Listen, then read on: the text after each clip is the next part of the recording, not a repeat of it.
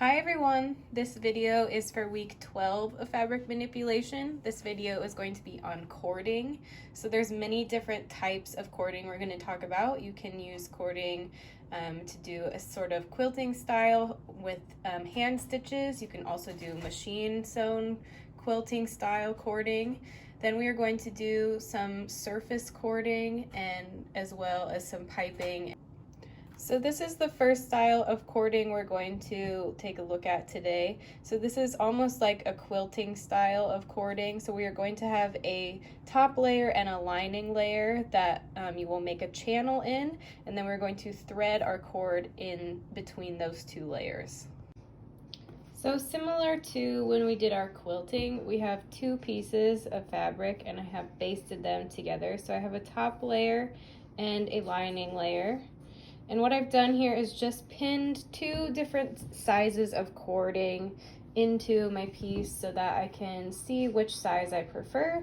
So this one is a bit heavier of a cord and this one is just a worsted weight yarn. So of course you would want to have a white one for your blocks if you're going to use that. This is just a much more subtle size, and then this one is going to stand out a lot more. So you want to pin the sides of your cord, whichever one you choose, to decide how wide your stitches need to be apart for your channels in your design. So I'm going to work on my design right now and we are going to get started on that. So I have just done a small rectangle here, and I've used the small running stitch, so tiny stitches just like we used for quilting, and gone through both sides. So it's not going to matter as much what your wrong side looks like on this project, because we are going to have some yarn or some cord sticking out, and I'll show you that in just a minute.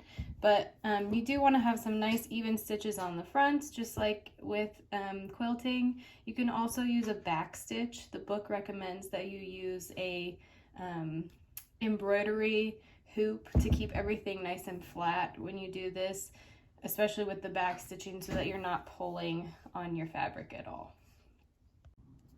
So I'm going to put my cord in just using this yarn needle, so it has a nice big eye, and it's not very sharp on the end, so it's a little bit hard to get through, and you want to make sure you're just going through the back layer, the lining layer.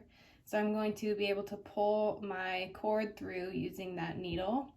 If you don't have one of these yarn needles, there's a method in the book that shows you how to pull your cord through using some thread and a regular needle. So if you don't have a yarn needle, you can check that out.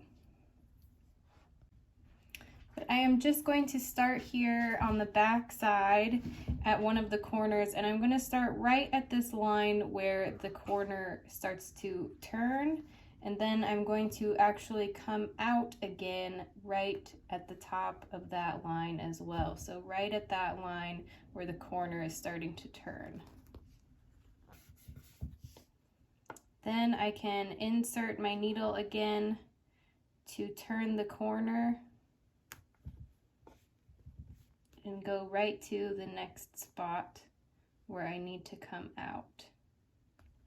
The reason that I am coming out of the fabric is that it's not going to create as nice of a corner if I just curve it around that line. So this makes the corner a little bit more crisp.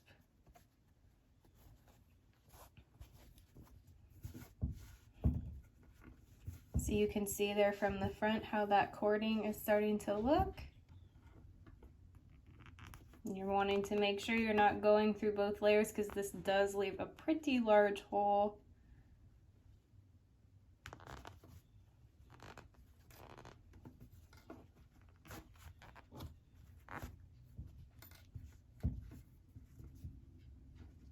You can kind of manipulate those corners to sit how you want them to.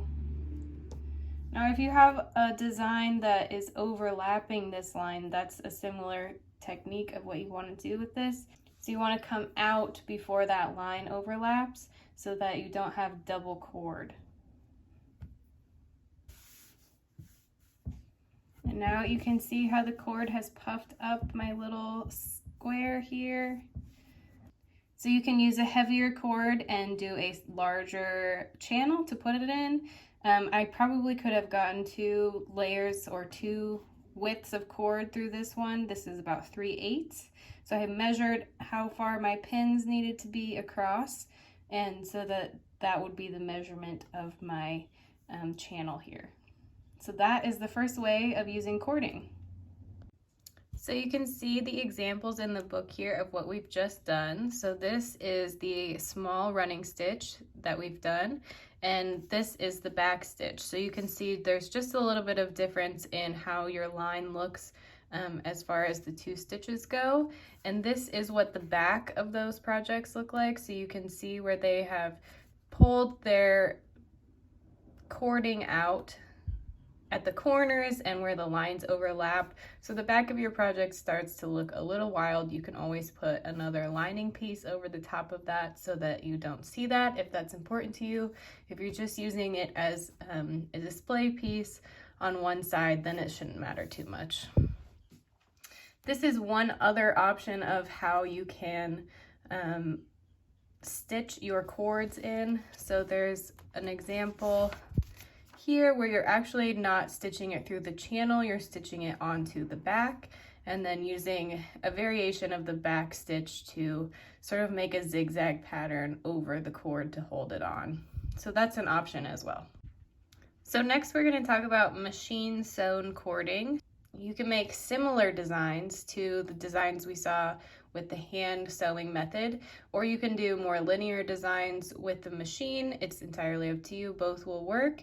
You can also choose to do a cord that you sew over while it's already inserted, or you can insert it later. It just depends on what you think is easier. So both are valid options. If you have a more complicated design, it's probably easier to sew it while the cord is already in. If you have a more linear design, you could choose to insert your cord later. You just have to have a point to insert it. So there's a lot of variations of things that you can do. This has several different types of cord that has some texture to it, so you can see the variation on that as well. And of course the different sizes. So that can be an interesting way to add some dimension to your design. You can also do some designs where your cord can come out of certain spots, or you can zigzag your cord onto the top if that's part of your design as well. So there's 2 sort of options of how to sew in cording with a machine. You definitely want to have a presser foot or needle situation that's going to allow you to have your stitch line right next to your cord. Otherwise you will have too much space in between. You can't use a regular presser foot unless you're going to stitch your channels first and then insert your cord later. So the 2 options is to use a zipper foot, which I will show you. And the other option is to use a double needle. So you can see here in the book is what they're talking about. It's going to allow you to be able to stitch that channel all at once. So you're not going to have to do 2 lines of stitching. So I'll show you how to use those. And I have several different sizes here, so we can change whatever width we want to for the cord that we're going to be using. So we're going to start by using the zipper foot for some machine sewing. And I'm going to sew this cord inside of the 2 layers that I've got here, just on a small little U shape, just to show you how to go around your curves and how you can do it with a zipper foot fairly easily. Now I've put pins perpendicularly so that I don't have to remove them after I do the first line of stitching, and it'll keep my piece of cord in shape. And then we can do the other side. So I've got my zipper foot installed here. This is the number 4 foot for Bernina, and it allows me to be able to stitch on either side. So we are going to get started with that.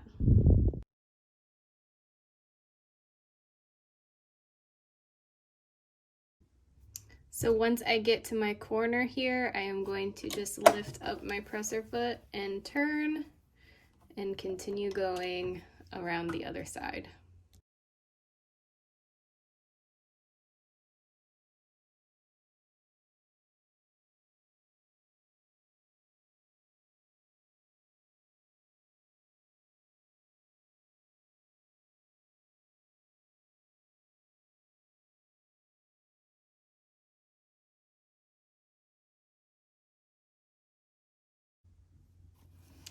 So now I have stitched all along that one side of my cord, and I am just going to do the exact same thing on the other side. This foot allows me to just push it to the other side so that I can be on the right side of my cord. You may have to switch feet or just sew from the other direction, depending on your machine and the feet that it has.